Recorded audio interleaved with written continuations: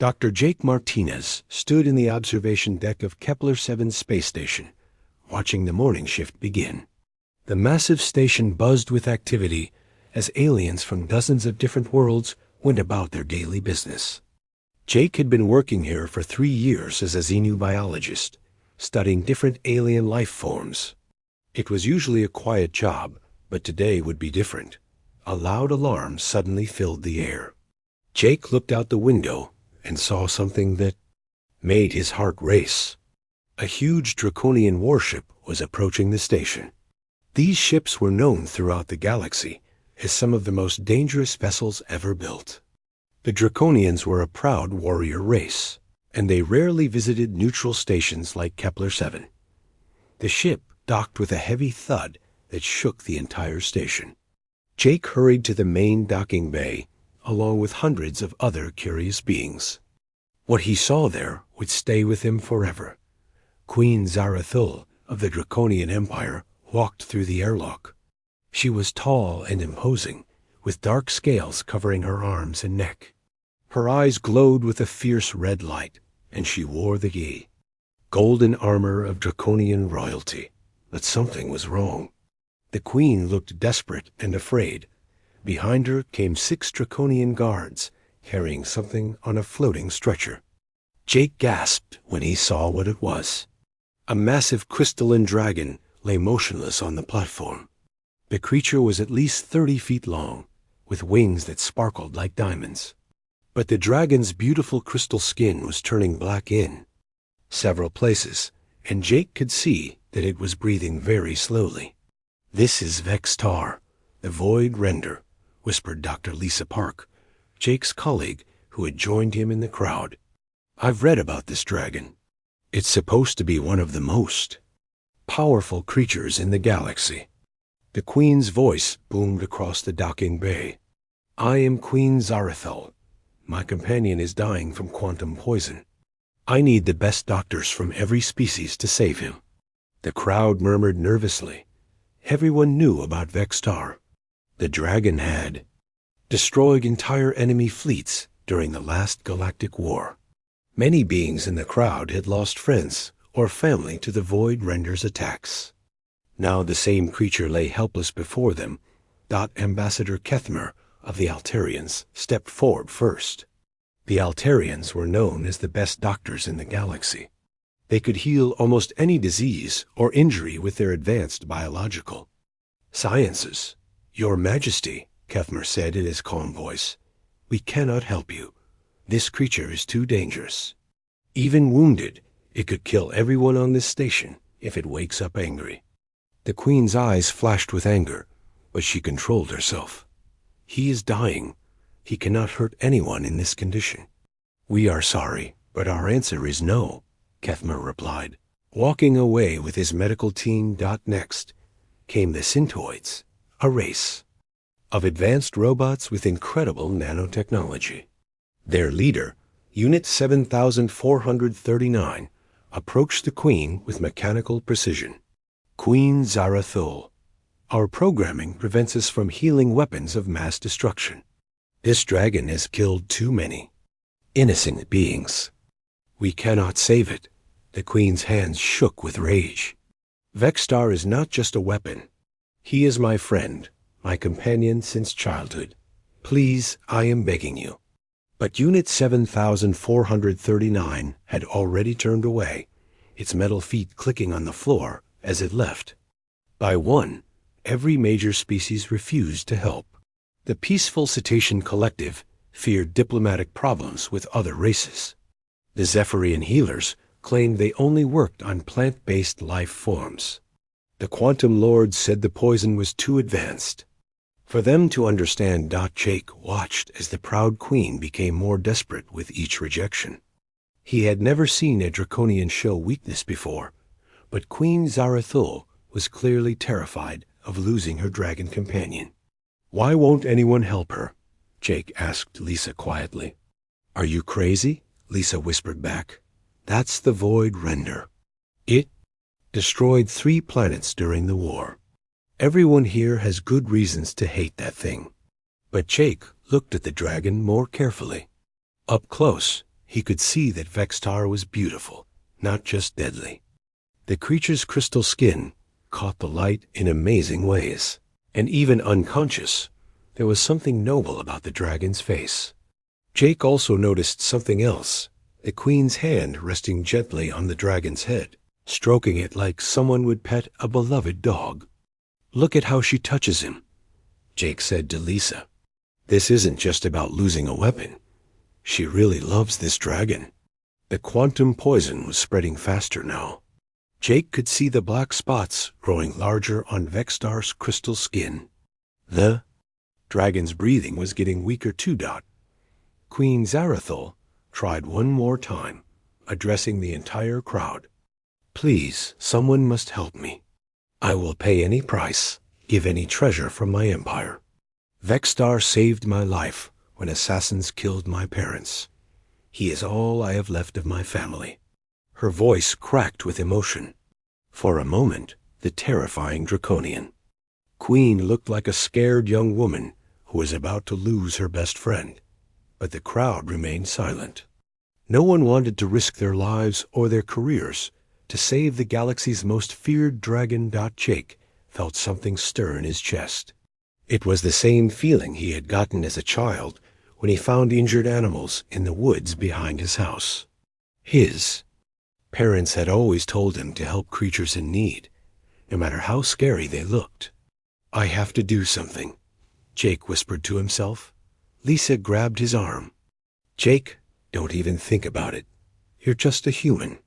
What could you possibly do that the galaxy's best doctors can't?" But Jake was already walking forward, his heart pounding in his chest. He didn't know if he could save the dragon, but he knew he had to try. Jake's legs felt weak as he walked toward Queen Zarathul and her dying dragon. The crowd watched in shock as the young human doctor approached the most dangerous beings in the galaxy. Captain Ryan Blake, the station commander, tried to stop him. "Dr. Martinez, get back here right now," Blake ordered through his communicator. "You're putting everyone at risk." But Jake kept walking until he stood directly in front of the queen. Up close, she was even more intimidating. Queen Zarathul towered over him, her red eyes burning with grief and anger. Her guards pointed there, plasma weapons at Jake, ready to kill him if he made one wrong move. "What do you want, human?" the queen asked coldly. "Have you come to stare at my dying companion like the others?" Jake's mouth felt dry, but he forced himself to speak. "Your Majesty, I want to help save Vextar." The queen stared at him for a long moment, then laughed bitterly. "You? A human? Your species has barely learned to travel between stars." "What?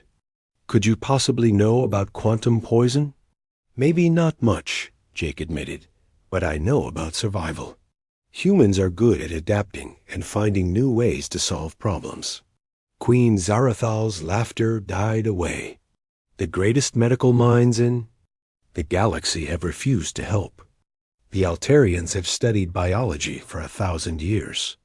The Syntoids have nanotechnology beyond your understanding. What makes you think you can succeed where they have failed?" Jake knelt down beside the dragon and examined the spreading black poison on Vextar's crystal skin. The dragon was even more beautiful up close, despite the deadly toxin eating away at his body. Jake could feel the creature's pain, and it reminded him of all the hurt animals he had helped as a child, because they all tried to use the same kind of thinking, Jake said quietly. They looked at Vextar as a problem to solve with advanced technology. But sometimes the simplest solutions work best.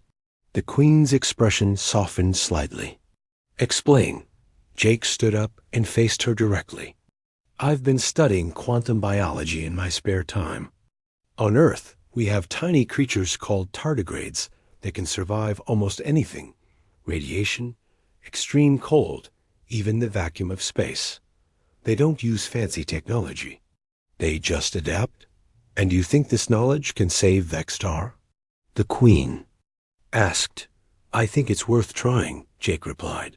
"Human medicine focuses on helping the body heal itself instead of just throwing technology at the problem. Maybe that's what Vexstar needs? Dr. Lisa Park had followed Jake over, looking terrified. Jake, this is insane. You could kill the dragon and yourself. You could even damage the station. But Jake was already examining Vexstar more closely. The dragon's breathing was very shallow now, and the black poison had spread to cover almost a quarter of his crystal skin.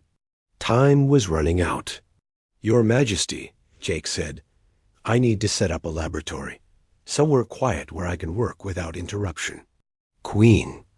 Zarathol studied Jake's face for a long time. She seemed to be looking for something, maybe honesty, maybe hope. Finally, she nodded slowly. Very well, human. But if you fail, if you cause Vexstar more pain, I will kill you myself. Captain Blake's voice crackled over the communicator again. Dr. Martinez, I'm ordering you to stop this immediately. Jake looked up at the captain, who was watching from the observation deck above. Captain, with respect, I can't follow that order. This dragon is dying, and no one else will help. The dragon is a weapon of mass destruction, Blake replied angrily. Right now, the dragon is just a sick animal that needs medical help, Jake said firmly. Amy Chun, Jake's medical technician, stepped out of the crowd. She was a small woman with quick hands and a brave heart. Dr. Martinez, if you're really going to do this, you'll need an assistant. Lisa grabbed Amy's arm. Amy, don't. Be stupid. This could get you killed. But Amy shook her head. I became a medic to save lives, not to judge which lives are worth saving. Queen Zarathol looked surprised. 2 humans are willing to risk their lives for Vexstar? We're willing to try, Jake replied. But I need you to trust me completely. Some of what I have to do might seem strange or even dangerous. The Queen placed her hand on Vexstar's head again, and Jake saw tears in her eyes. He has been with me since I was a child. When my parents were assassinated, Vexstar protected me. He's not just my companion, he's my family. Jake felt his heart break a little. He had lost his own parents in a transport accident, so he understood. The Queen's pain. I promise I'll do everything I can to save him. Captain Blake had come down to the docking bay and was arguing with some of the alien ambassadors. Ambassador Kethmer was particularly angry. This is foolish beyond belief, the Altarian declared. The human will fail, and when he does, the dragon will die in agony. It would be more merciful to end its suffering now. No, Queen Zarathol said fiercely. The human will try. That is more than any of you offered. Jake and Amy began moving equipment to an unused cargo bay that Captain Blake had reluctantly allowed them to use. The space was large enough for Vexstar and had good ventilation systems. As they worked, Jake explained his theory to Amy. The quantum poison is breaking down the molecular bonds in Vexstar's crystal structure, he said while setting up scanners. Instead of trying to neutralize the poison directly, I want to help his body adapt to it, like tardigrades adapt to radiation. Amy nodded, understanding immediately. So we're not fighting the poison, we're teaching his body to live with it until it breaks down naturally. Exactly. But it's going to require some unconventional methods. Queen Zarathol helped her guards carefully move Vexstar to the cargo bay. Even unconscious, the dragon was magnificent. His crystal wings sparkled under the lights, and Jake could see the intelligence in the creature's face dot as Jake began his preparations. Word spread throughout the station. Some aliens were curious about the humans' attempt. Others were angry that anyone would try to save such a dangerous creature. A few even suggested that Jake might be a spy trying to help the Draconian Empire. But Jake ignored all the talk. He focused on studying Vexstar's biology, comparing it to Earth creatures that could survive extreme conditions. The dragon's crystal structure was unlike anything he had ever seen, but the basic principles of life were similar across all species. Amy, I'm going to need samples of my own blood, Jake said as he worked. Your blood? Why? Jake looked at her. Seriously. Because to save Vextar, I'm going to have to connect with him in a way that no one thinks is possible. And that means taking a very big risk. Jake worked through the night, mixing chemicals and studying Vextar's blood samples under his microscope. The dragon's condition was getting worse by the hour. The black poison had spread to cover half of his crystal body, and his breathing was so weak that Jake had to check several times to make sure Vextar was still alive. Amy helped by monitoring the dragon's vital signs while Jake created his treatment. Queen Zarethal sat beside her companion, holding his massive crystal claw in her hands. She had not moved from that spot in over 12 hours. Tell me about him, Jake said as he worked, hoping to keep the queen calm. How did you and Vextar meet? The queen's eyes grew distant with memory. I was only 8 years old when rebels attacked our palace. They killed my parents and were hunting for me. I hid in the crystal caves beneath our castle, terrified and alone. That's where I found Vextar. He was just a baby dragon then, no bigger than a house cat. Jake looked up from his work. He was abandoned too? His parents had been killed by the same rebels who murdered mine. We were both orphans, both scared and hiding in the dark. But somehow we found each other. The queen's voice became soft. He was so small and frightened. I shared my food with him, and he kept me warm with his body heat. We survived together in those caves for 3 weeks until my uncle's soldiers found us. Amy wiped away a tear. You've been together ever since? Every day for 22 years, the queen replied. Vextar grew large and strong, but he never forgot that scared little girl who shared her bread with a baby dragon. He protects me not because I am his queen, but because I am his family. Jake felt a deep sadness for both the queen and her dragon. He understood their bond now. It wasn't about power or war. It was about 2 lonely children who had saved each other and grown up together. Your Majesty, Jake said carefully. What I'm about to try has never been done before. I need to create a biological connection between myself and Vextar. The treatment will work better if I can share his pain and understand what his body needs. Queen Zarethal looked shocked. That's impossible. Dragons only bond with draconians. It's been that way for thousands of years. Maybe, Jake replied, but I don't think Vextar cares about ancient traditions right now. He just wants to live. Jake had spent hours studying the quantum poison and how it attacked Vextar's crystal structure, instead of trying to destroy the poison with advanced technology like other species would do. Jake planned to use Earth biology principles. He had created a serum based on how tardigrades and other Earth creatures adapted to survive extreme conditions, but the treatment was dangerous. Jake would have to inject himself with a modified version of the serum to create a bridge between his nervous system and Vextar's. If it failed, the poison could spread to Jake and kill him too. Dr. Martinez. Captain Blake's voice came over the communicator. I've been getting reports from the other ambassadors. They're demanding that I stop this experiment. Some of them think you're trying to weaponize the dragon for Earth. Jake sighed. Captain, the only thing I'm trying to do is save a dying creature. Nothing more.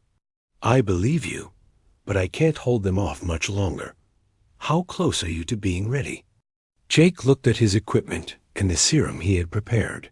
Give me 1 more hour. Amy checked Vextar's vital signs again and shook her head. Jake, I don't think he has an hour. His breathing is getting weaker. Jake made his decision. Then, we start now. He filled a syringe with the serum and prepared to inject himself. Amy, monitor both my vital signs and Vextar's. If something goes wrong, separate us immediately. Wait, Queen Zarethal said, standing up. "If this kills you, what happens to Vextar?" "Then you'll have to find another way to save him," Jake replied honestly. "But if I don't try, he dies anyway." The Queen stared at Jake for a long moment. "Why are you doing this? Why risk your life for a creature that most beings in the galaxy fear and hate?" Jake thought about her question as he prepared the injection site on his arm. "Because when I look at Vextar, I don't see a weapon or a monster. I see a loyal friend who's fighting for his life.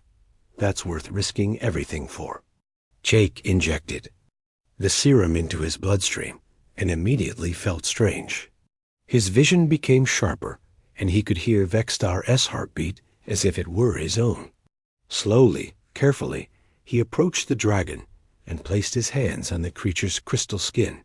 The moment Jake touched Vextar, everything changed. Pain flooded through Jake's body, not his own pain, but the dragon's agony as the quantum poison ate away at his crystal structure. Jake gasped and almost pulled away, but he forced himself to maintain contact. "I can feel him," Jake whispered. In amazement, "I can feel what the poison is doing to him." Through their connection, Jake sensed Vextar's consciousness.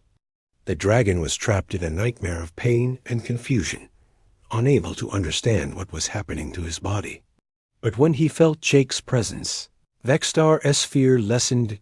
Jake began injecting the treatment serum directly into Vextar's bloodstream.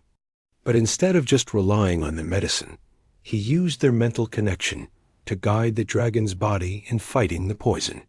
He showed Vextar how tardigrades survived by slowing their metabolism and adapting to toxins. Amy watched the monitors in amazement.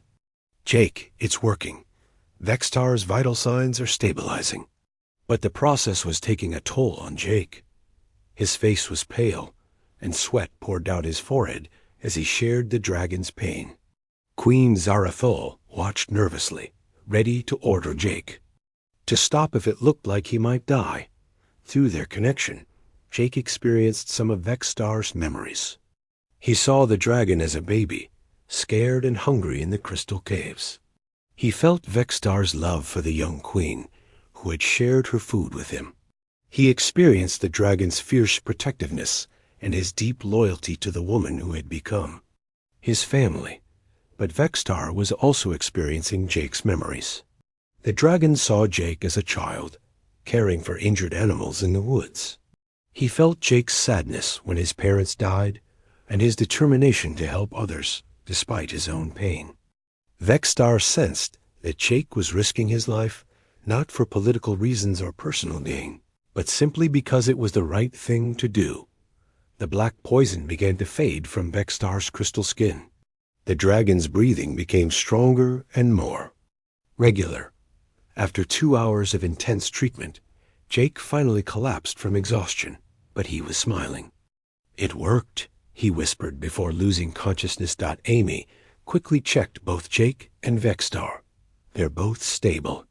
The poison is almost completely gone from Vextar's system." Queen Zarathol knelt beside Jake and touched his forehead gently. "You did it, brave human. You saved him."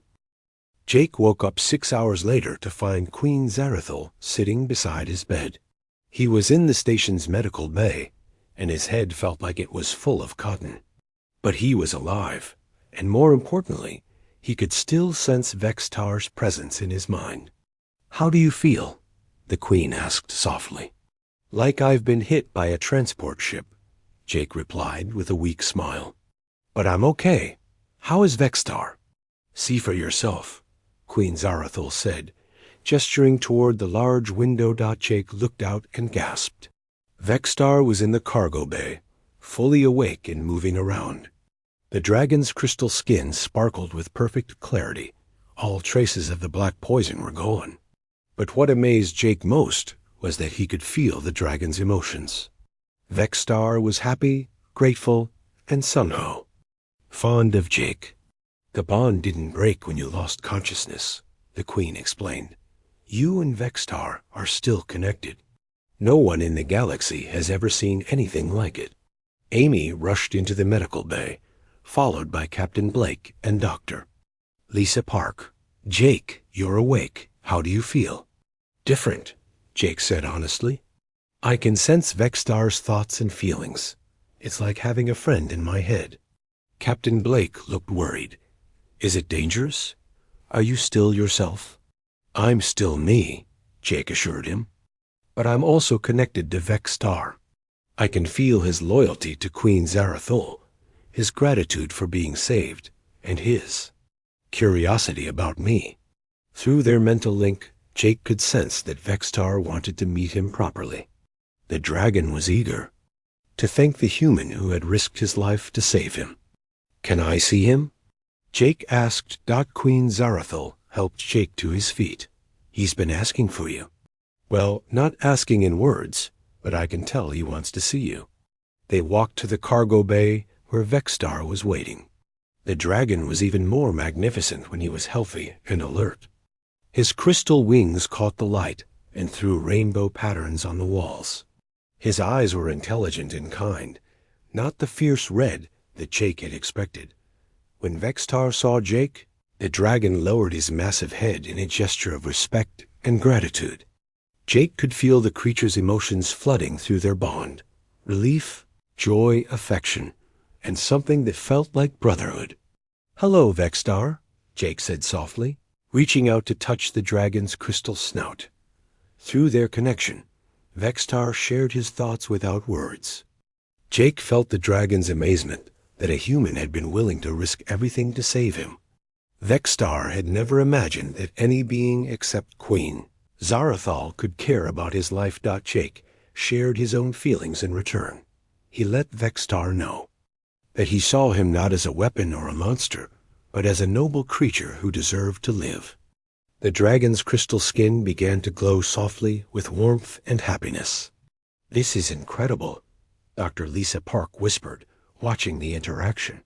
"They're actually communicating without speaking." Word of Jake's success had spread throughout the station. Aliens from dozens of species came to see the human who had achieved the impossible. Many were amazed, but some were suspicious or even angry. Ambassador Kethner of the Altarians was particularly upset. "This changes nothing," he declared to anyone who would listen. "The dragon is still dangerous, and now it's bonded to a human. This could be a threat to galactic security." But other species were more thoughtful.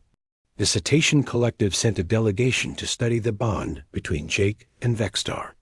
The Quantum Lords were fascinated by the biological connection that had formed. Through their link, Vexstar began sharing his enhanced senses with Jake. The dragon could detect things that humans couldn't: quantum fluctuations, energy patterns, even the emotional states of other beings. Jake found himself able to sense things he had never noticed before. "Something's wrong," Jake said suddenly, his new senses picking up an unusual energy signature. "There's something strange in the station's air system."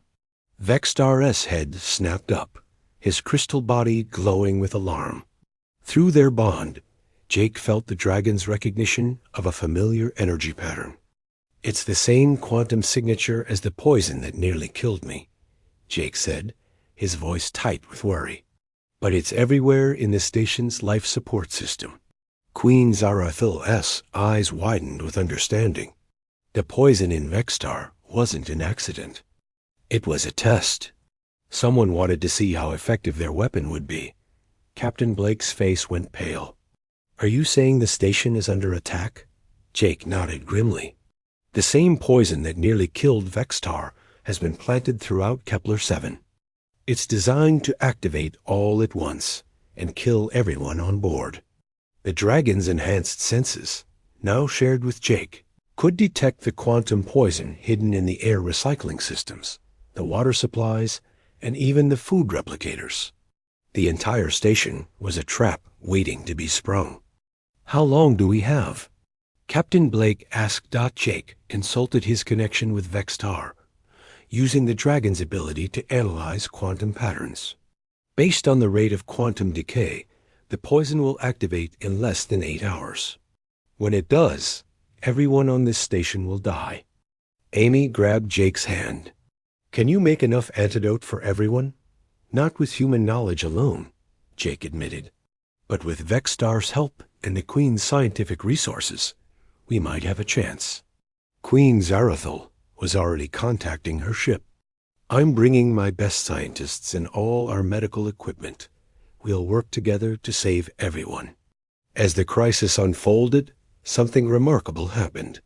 The same alien species that had refused to help save Vexstar now found themselves depending on the dragon and his human bondmate for their own survival. Ambassador Kethmer approached Jake reluctantly. Dr. Martinez, the Altarian medical team is at your disposal. We may have been wrong about you and the dragon. Jake looked at the proud ambassador who had mocked his efforts just hours before. We'll need everyone working together if we're going to save the station. Are you ready to trust a human and a dragon? Kethmer nodded slowly.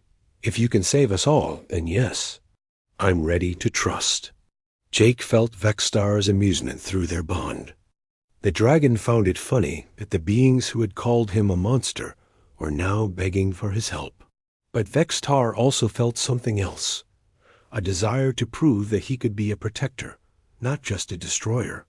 We'll save them, Jake said to his dragon friend through their mental link.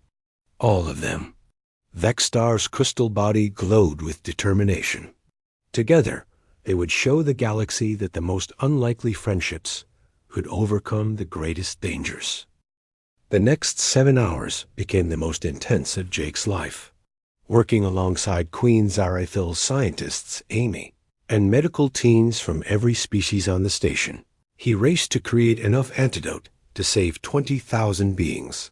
Vexstar proved invaluable to their efforts.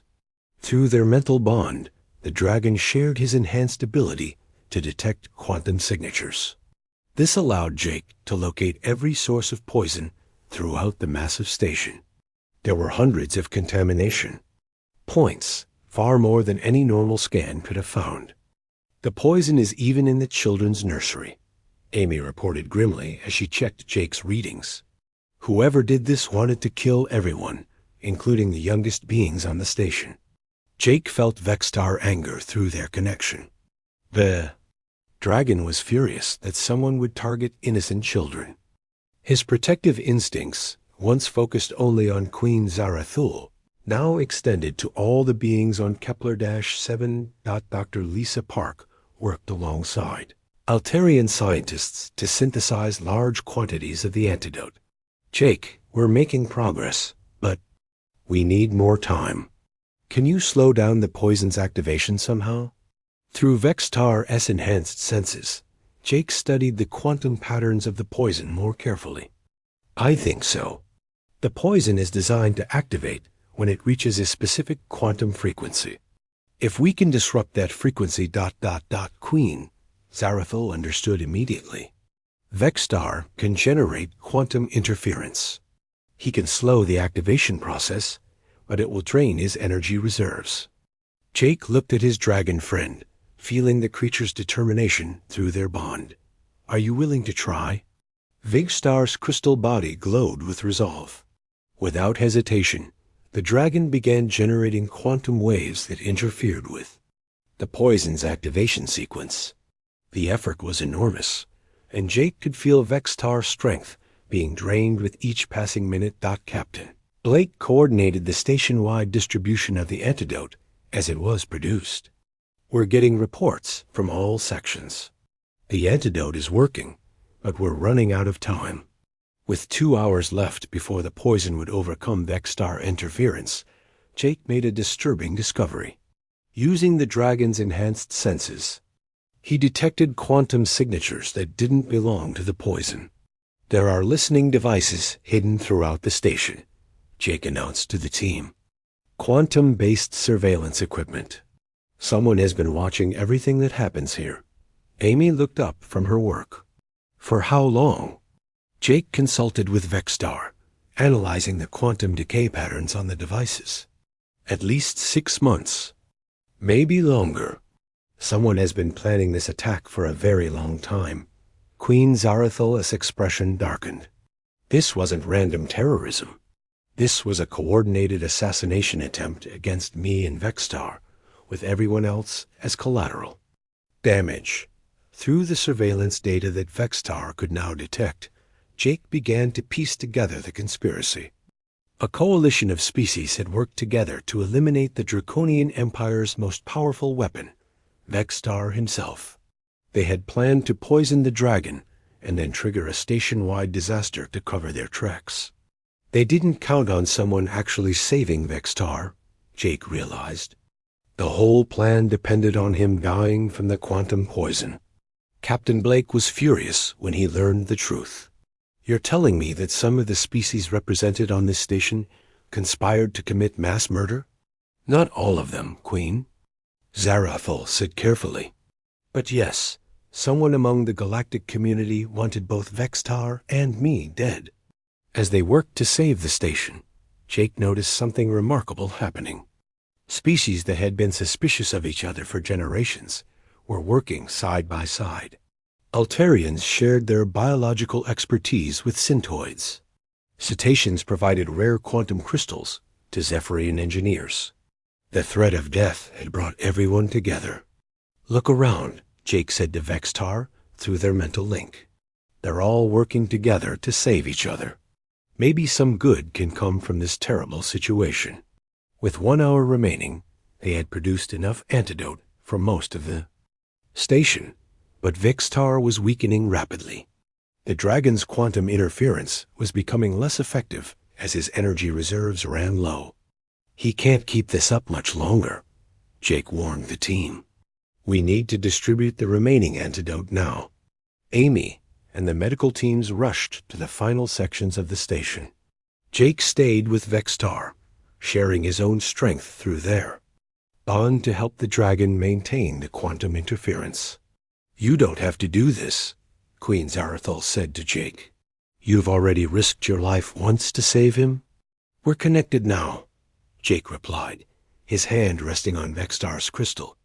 Skin. His pain is my pain, but his strength is also my strength. We're in this together.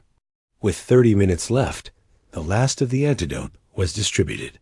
But Jake's enhanced senses detected something troubling. The conspiracy wasn't over. Hidden. Charges had been placed throughout the station's power core, set to explode if the poison plan failed. They have a backup plan, Jake announced grimly. There are quantum explosives in the power core.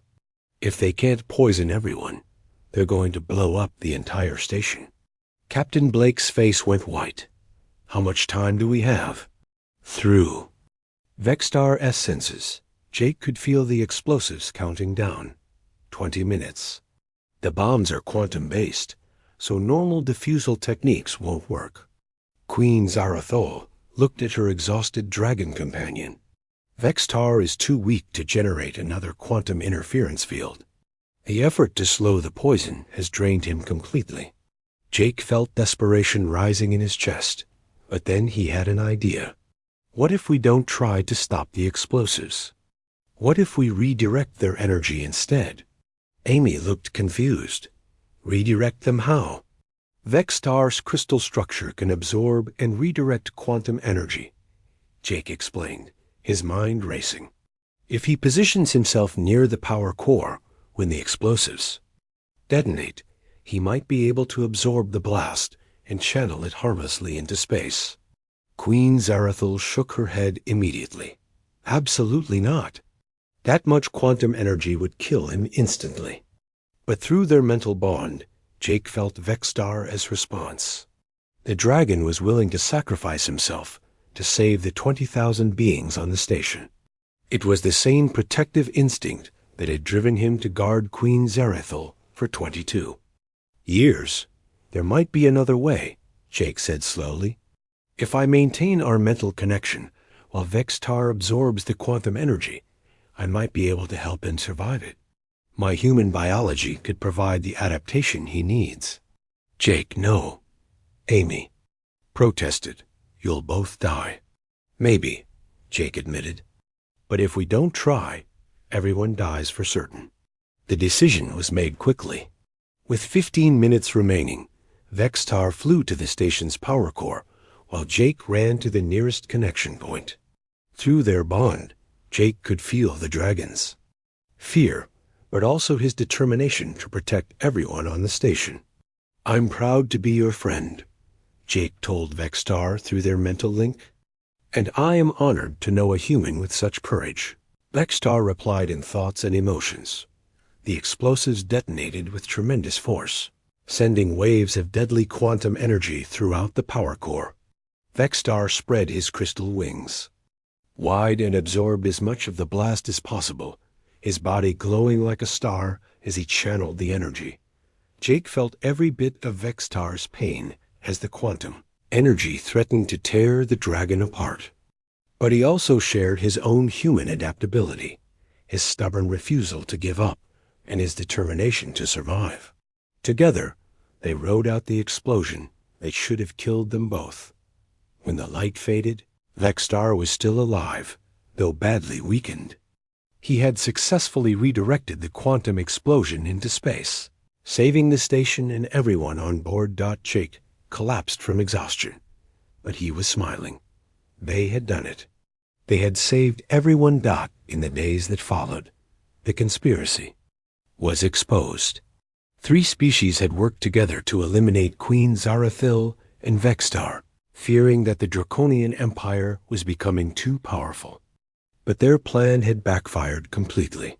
The other species, grateful for being saved, began to see humans in a new light. Captain Blake received requests from dozens of worlds asking for human doctors and scientists to help with their problems. Queen Zarathil offered Jake a position as the first human ambassador to the Draconian Empire. "You saved not just Vextar's life, but the lives of everyone on this station. The galaxy needs more beings like you." Amy was chosen to head a new interspecies medical research program, combining human adaptability with alien technology to solve problems that had seemed impossible. The bond between Jake and Vextar became legendary throughout the galaxy. They traveled together, showing other species that cooperation and understanding could overcome even the greatest differences. Years later, when young beings asked Jake how a simple human doctor had managed to save the galaxy's most feared dragon, he would smile and give the same answer. "I didn't see a monster or a weapon. I saw a friend who needed help. Sometimes that's all it takes to change everything." Vextar would nod his great crystal head in agreement, and through their eternal bond, both friends would remember the day when compassion proved stronger than fear, and when the most unlikely friendship changed the course of galactic history forever.